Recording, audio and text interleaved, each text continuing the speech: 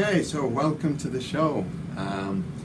In absence of punk meets monk, then or monk meets punk, then the powers that be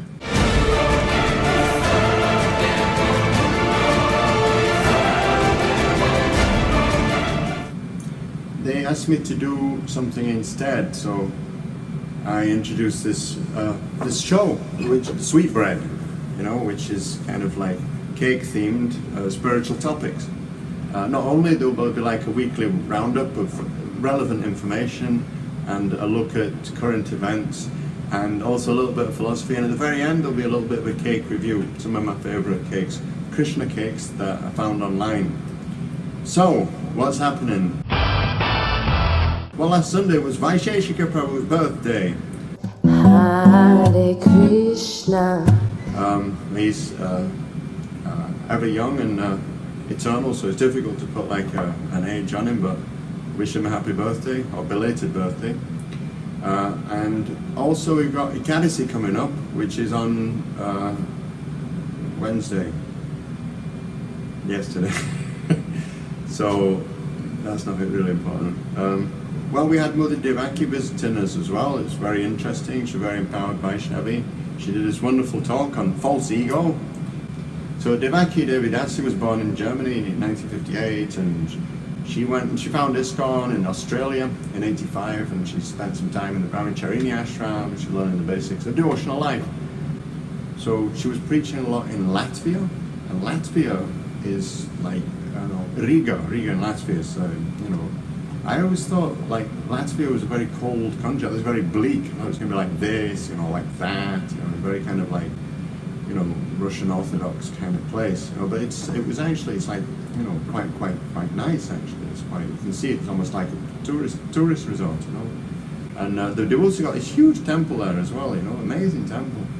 I was speaking to one devotee, Myris, and he was saying that, he was 6 years old when she was out there, but she was like instrumental in actually setting up the whole Latvian yatra, which is great. So, and then after that, she became renounced, and after she separated from her husband, and then she went to Bangladesh. During her years of service in Bangladesh, she developed deep insights into Vaishnav culture that have enriched her spiritual practices and inspired her preaching. She is sharing wisdom worldwide with a course entitled Exploring Roots of Spiritual Wisdom. So she's also written a book as well, Spiritual Culture and Krishna's Divine System. So everybody go and you can read that book and get yourself educated about many things. She's smashing feminism in there and telling us about a mentorship system, which is important, because everybody needs a shoulder to cry on. And we need to have, people to look over us and make sure we're doing the right thing. Because you can't see your own face without a mirror.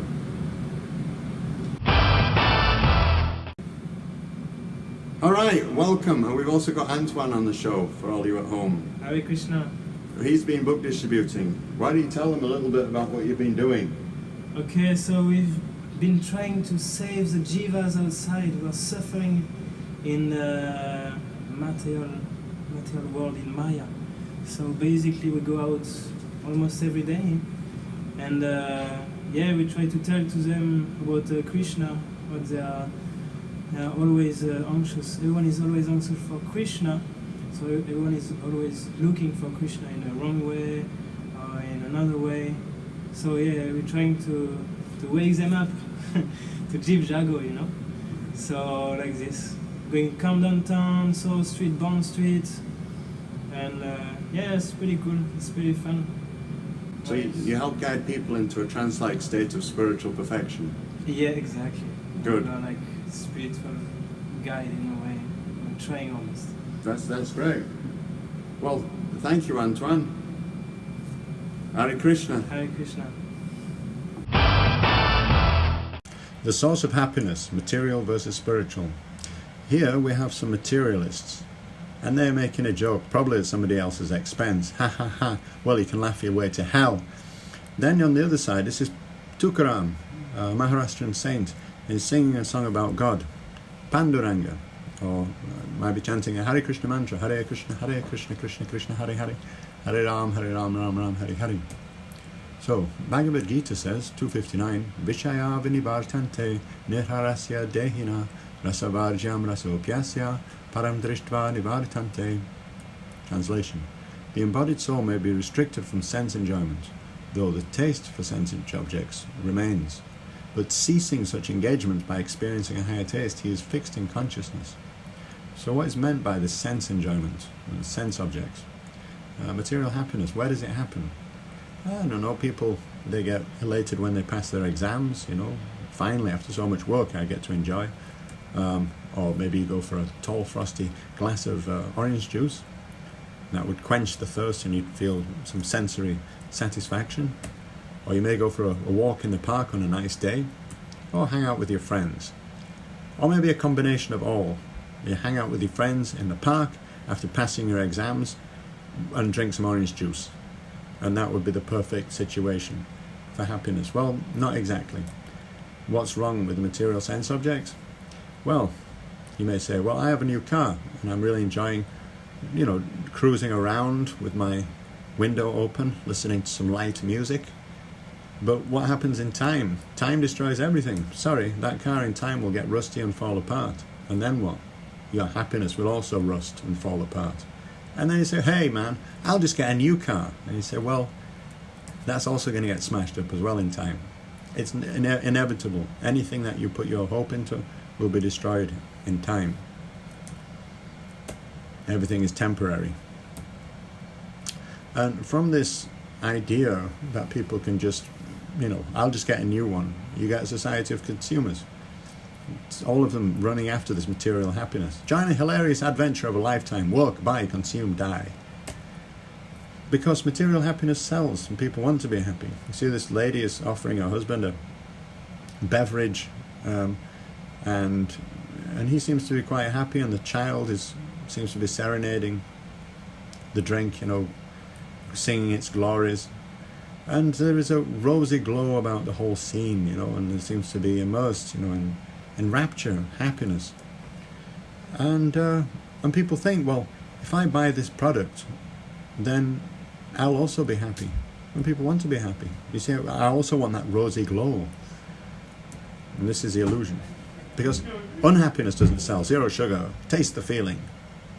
You can see it's miserable. It's not going to sell. It's not going to sell. Open happiness. No. It's miserable. Open misery, that's what they should call it. Open tooth decay. There's a lot of philosophers in the world, and they did come up with many different ideas of what happiness means, But none of them came up with the idea that happiness is a stomach filled with carbonated sugar and water. Never. Expectations. Advertisers don't sell happiness, they sell an expectation of happiness. So there you have a double chocolate chip cookie. Wow. Not only chocolate chip, double chocolate chip. So they're loading that up, it's crumbling because there's so many chocolate chips in there. But then what's the reality is they just get like one chip, They're expecting enjoyment? No, nothing. When you have expectations, you will have disappointments. Here's an example, the birthday cake. Oh, look how radiant she is. It's her birthday. Hey, you're 5 years old. Happy birthday. There's a treat. It's a confectionery commodity that you can divide into partitions, and you can share it amongst your friends, and it generates a certain amount of happiness. And you think, well, that's what I want for my kid. They have to have a birthday cake as well. And you have your expectations. Well, the party will be like this. Look at my child. He'll be euphoric. He'll be practically gagging, on the cake. He'll be in so much ecstasy. And then you think, okay, so I'll buy the cake. Here's the cake that I want. That's what you have in mind. You paint a picture of your expectations. But what's the reality? Boom. The horror that the child will experience when they see that thing. And it was the exact opposite effect that you wanted. Okay, so welcome to Cake Review. I've got 3 different cakes that I'd like to enter into first, second and third place. So we'll start with the third place first. Now, it's a nice cake, and I like the attention to detail, specifically in the filigree. All of these flowers and vines that they put all over the cake. That's the real magic in this cake. The porcelain figures are nicely, proportioned and so forth. I'm not a big fan of polyresin, statues. To me, they always had a kind of a cheap kind of feel to them. But, they're well proportioned and so forth, so, and well positioned on the cake. And here's a lotus. They probably got that at a garden store or something. But, that's why it's third place. Polyresin, I'm not a big fan, but I like the filigree. Number 2. I think this is a Balaram themed cake, and there's a lot to go for it. I mean, I appreciate the marzipan details that they've gone in. You can see the plough, the conch, the club, buffalo horn. I'm not sure what this is. It does look a bit like an avocado that's been left out in the sun. So that's why it's second place. I'm not too keen on the colour scheme as well. These kind of dark greyish purple and green swirl type. Yeah, just purple and green, not very good colour combination. But, as far as craftsmanship, I think it's a wonderful cake. And then first place, look at that. It's amazing, I appreciate the simplicity of it. The dark blue background kind of adds a little stark contrast to the characters on the cake. They follow a theme as well. You can see like the rounded kind of figurines and so forth. They're very kind of comic book style. And I just think it was a well put together cake, that deserves. And Balaram obviously because of the club, and Krishna, there's some reciprocation going on there with his mom. I just think it's well put together cake. So that's all for cake review today, and I hope you enjoyed the show. I hope to see you again next week on same time, Thursdays, 7 o'clock. Sweet bread. Hare Krishna.